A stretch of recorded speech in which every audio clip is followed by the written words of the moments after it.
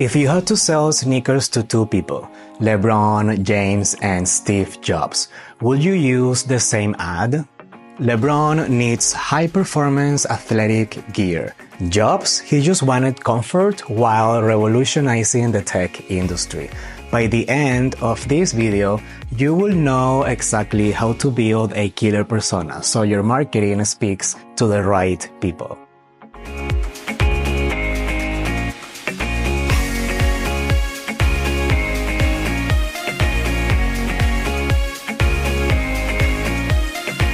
And if you're asking why this matters, I'm going to explain it to you right now. When people like Kim Kardashian, for example, comes up with a skincare line, who is she selling to?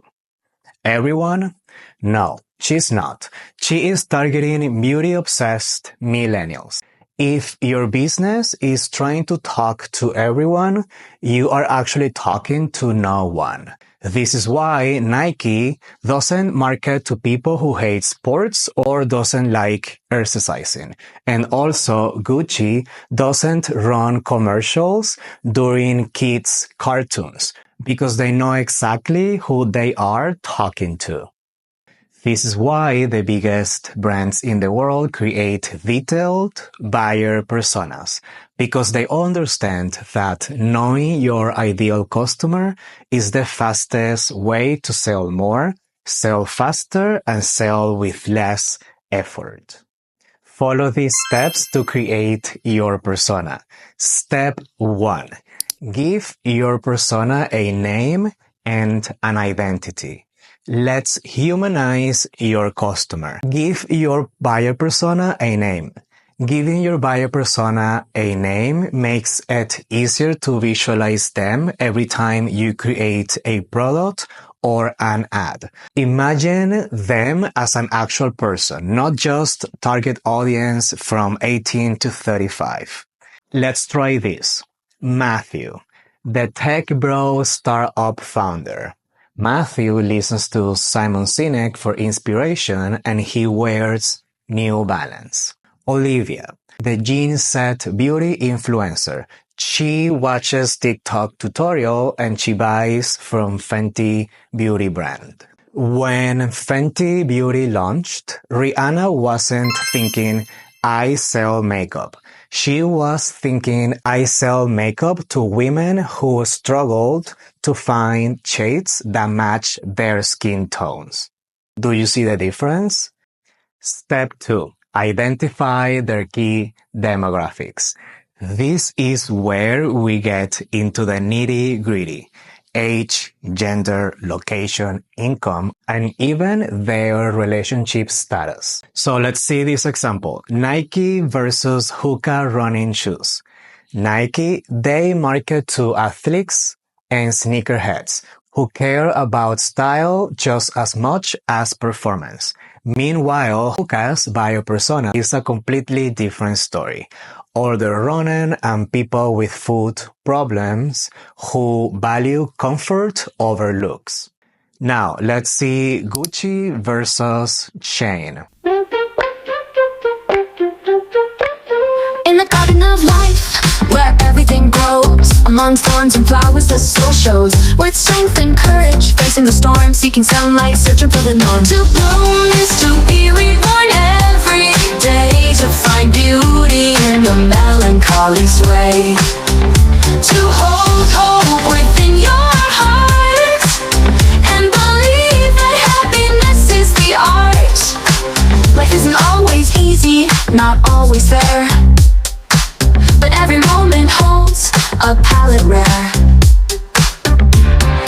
Vibrant colors painting tomorrow, making us believe there's a plan to borrow. Every step is a learning, every tear a watering. Scars turn into flowers and pain into loving powers. To bloom is to be reborn every day.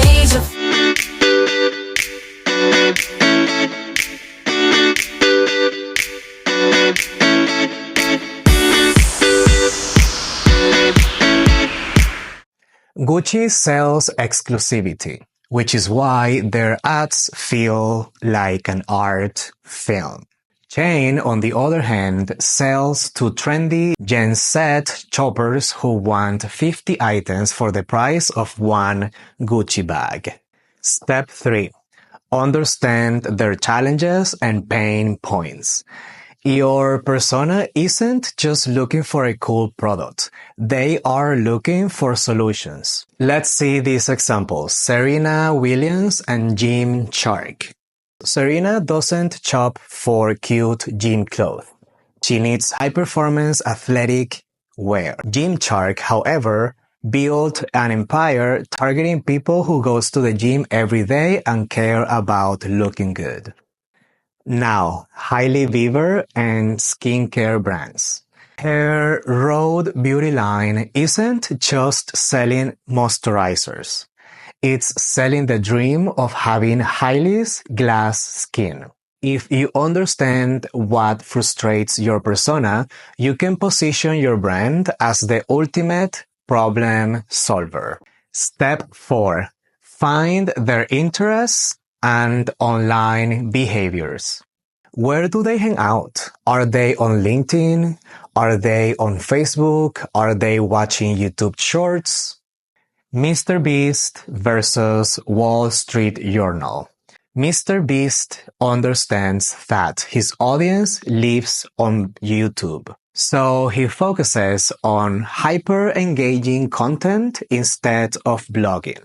Meanwhile, the Wall Street Journal knows its readers still love in-depth articles and paywalls. So now, Starbucks versus McDonald's. Starbucks thrives on Instagram-worthy aesthetics coffee moments, while McCafe, coffee from McDonald's, wins with budget-conscious buyers who just want a quick caffeine fix. Step 5. Know their buying triggers. Most people don't buy randomly. There is always a trigger. For example, Taylor Swift concerts and limited tickets. Her team engineers FOMO so that fans rush to buy tickets instantly. Beyoncé's surprise album drops. By skipping traditional marketing, she creates urgency, forcing fans to react now instead of later. If you can figure out what makes your audience take action, you can create a marketing moment they can't resist. Now it's your turn. If you want a ChatGPT prompt to help generate a buyer persona template, let me know in the comments and I'll send it to you. Thanks for watching the entire video.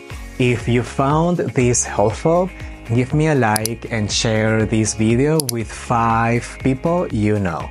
Don't forget to leave a comment, subscribe, and hit the notification bell for more. Remember, these actions help YouTube to show my videos to more people who want to learn about this. See you soon.